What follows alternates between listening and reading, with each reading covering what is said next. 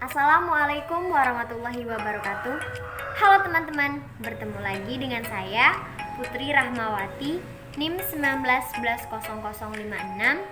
Saya dari Prodi S1 Farmasi semester 2 kelas A. Jadi teman-teman, di video kali ini saya akan menjelaskan materi tentang kelarutan dan larutan.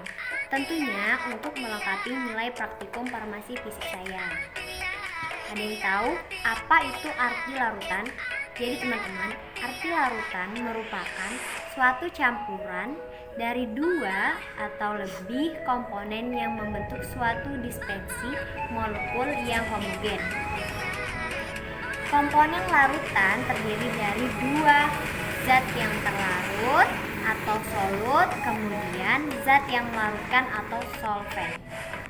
Kemudian ada dua jenis zat terlarut. Yang pertama itu elektrolit dan yang kedua non-elektrolit. Kemudian apa sih pengertian dari kelarutan? Jadi teman-teman, pengertian dari kelarutan adalah kemampuan suatu zat kimia tertentu, zat terlarut, untuk larut dalam suatu pelarut-kelarutan dinyatakan dalam jumlah maksimum. Zat terlarut yang larut dalam suatu pelarut pada keseimbangan. Konsentrasi suatu kelarutan menyatakan jumlah solut yang terlarut dalam pelarut atau solvent. Kemudian teman-teman, ada dua jenis larutan. Yang pertama, larutan jenuh, yaitu larutan yang mengandung zat terlarut dalam jumlah maksimal yang dapat terlarut. Kemudian yang kedua, larutan hampir jenuh atau tidak jenuh, yaitu larutan yang mengandung zat terlarut dalam jumlah di bawah jumlah larutan lewat jenuh. Kemudian teman-teman, ada jenis pelarut. Yang pertama itu pelarut nonpolar, yang kedua ada pelarut semipolar, dan yang ketiga ada pelarut nonpolar.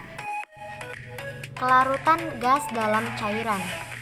Jumlah gas terlarut apabila berada dalam keseimbangan dengan gas murni di atas larutan dipengaruhi oleh temperatur, tekanan, adanya zat terlarut lain, dan adanya reaksi kimia. Kelarutan gas dalam cairan pengaruh zat lain. Gas dibebaskan dari pelarut yang melarutkannya dengan adanya penambahan senyawa elektrolit seperti NaCl atau terkadang dengan adanya senyawa non-elektrolit yang sangat polar seperti sukrosa. Fenomena ini dikenal dengan istilah salting out. Fenomena ini terjadi dengan adanya interaksi tarik-menarik antara ion garam atau ion dari senyawa non-elektrolit yang sangat polar terhadap molekul air, sehingga mengurangi kerapatan molekul air yang mengelilingi molekul gas. Kelarutan cairan dalam cairan. Hakarot menyatakan penyimpangan negatif adanya ikatan hidrogen, penyimpangan positif adanya asosiasi molekul salah satu senyawa untuk membentuk dimer atau polimer. Dipengaruhi oleh temperatur dan penambahan zat asing, yaitu campuran air fenol, penambahan naftalen 0,1 m kenaikan TKM 20C, KCl 0,1 m menaikkan TKM BC, asam suksinat atau Na oleat menurunkan TKM.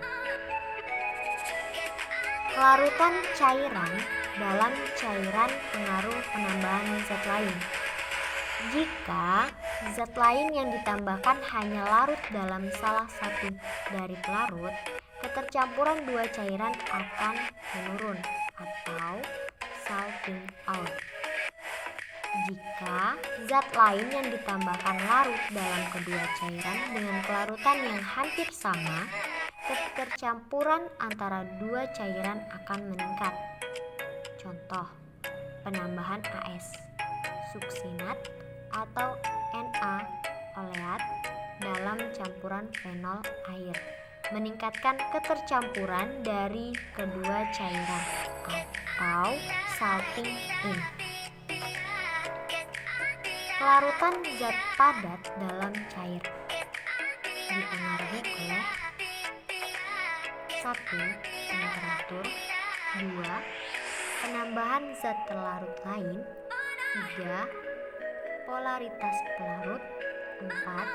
Konstanta dielektrik pelarut, 5. pH larutan, 6.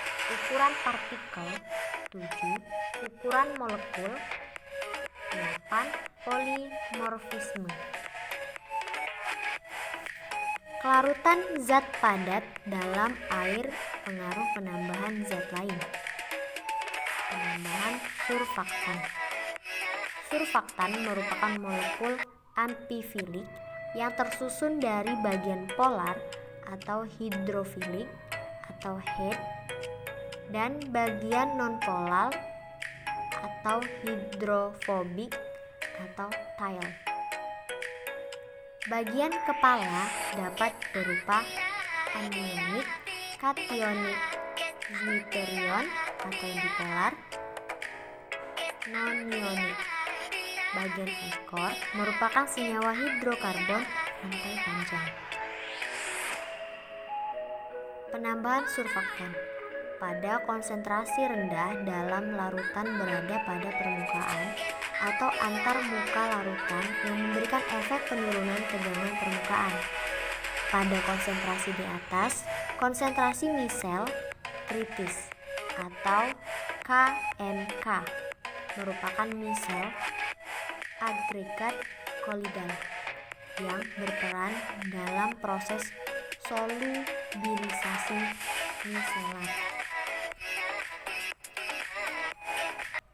Solubilisasi miselar suatu pelarutan spontan yang terjadi pada molekul zat yang sukar larut dalam air melalui interaksi yang reversibel dengan misel dari surfaktan dalam larutan sehingga terbentuk suatu larutan yang stabil secara termodinamika. Syaratnya, konsentrasi surfaktan lebih besar dari KMK. Faktor-faktor yang mempengaruhi kelarutan zat padat dalam cairan. Yang pertama, pengaruh pH. Kelarutan senyawa yang terionisasi dalam air sangat dipengaruhi oleh pH. Sedangkan kelarutan senyawa non-elektrolit yang tidak terionisasi dalam air hanya sedikit dipengaruhi oleh pH. Untuk senyawa yang terionisasi atau elektrolit seperti asam karboksilat atau Ha, kelarutan merupakan fungsi dari pH. Kelarutan zat padat dalam air pengaruh pH. Peningkatan pH dapat meningkatkan kelarutan senyawa asam lemah dan penurunan pH dapat meningkatkan kelarutan senyawa basah lemah. Penentuan pH optimum untuk menjamin larutan yang jernih dan keefektifan terapi yang maksimum. Contohnya asam salisilat, atropin sulfat, tetrakain HCl, sulfonamida, dan yang terakhir fenobarbital Na. Faktor-faktor yang mempengaruhi kelarutan zat padat dalam cairan. Pengaruh pH pada senyawa elektrolit.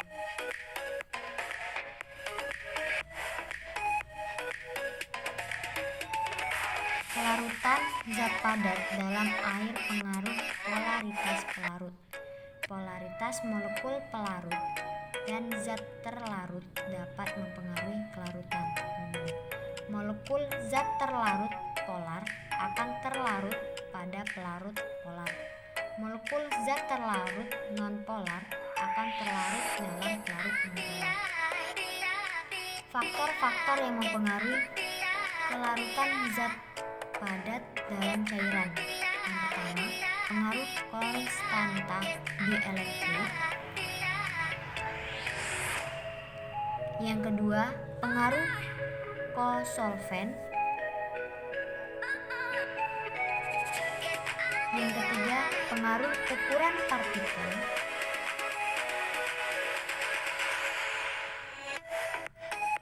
Yang keempat, pengaruh ukuran molekul. Dan yang terakhir, pengaruh polimorfisme.